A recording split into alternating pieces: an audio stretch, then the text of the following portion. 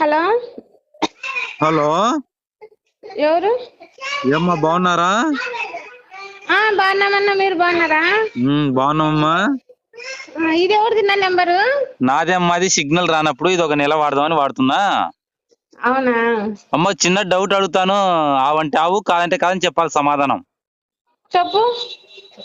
ఈ భూమి మీద జనానికి మొత్తం భూమి మీద ఉన్న మనుషులకు అందరికి దేవుడు ఒక్కడే నమ్ముతున్నారా? నమ్ముతున్నారు. నమ్ముతున్నావా?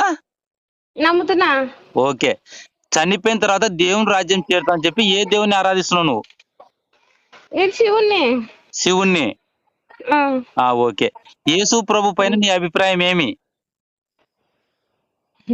నాకు తెలుదునా. నీకు ఏది తెలిసింటే అది చెప్పొచ్చు అమ్మా, తప్పేం లేదు. నీ మనసాక్షికి ఏది అనిపిస్తే అది, ఎందుకంటే యథార్థంగా బతకాలి మనము.